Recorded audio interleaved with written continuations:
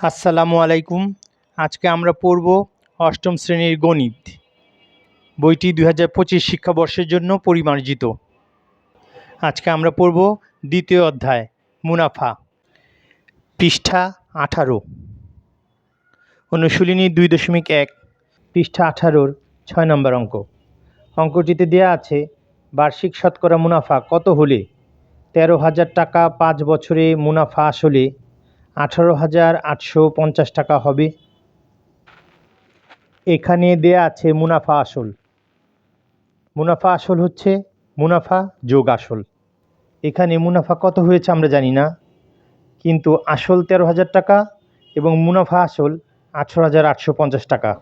সুতরাং আমরা লিখতে পারি মুনাফা যোগ ১৩,০০০ সমান ১৮,৮৫০ টাকা, বা মুনাফা সমান ১৮,৮৫০ টাকা বিয়োগ ১৩,০০০ টাকা সমান ৫,৮৫০ টাকা।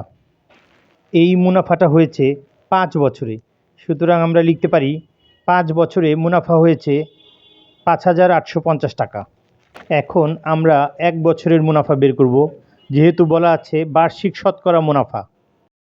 সুতরাং ১ বছরে মুনাফা হবে ৫,৮৫০ ভাগ ৫ সমান ১,১৭০ টাকা। এই মুনাফা হচ্ছে ১৩,০০০ টাকায় ১ বছরের মুনাফা।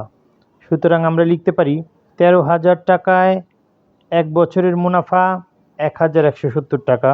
সুতরাং ১ টাকায় ১ বছরের মুনাফা কত, আর ১০০ টাকায় ১ বছরের মুনাফা কত?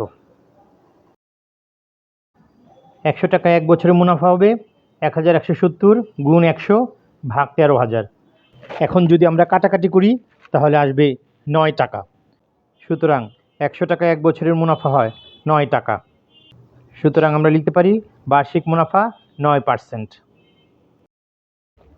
আল্লাহ হাফেজ।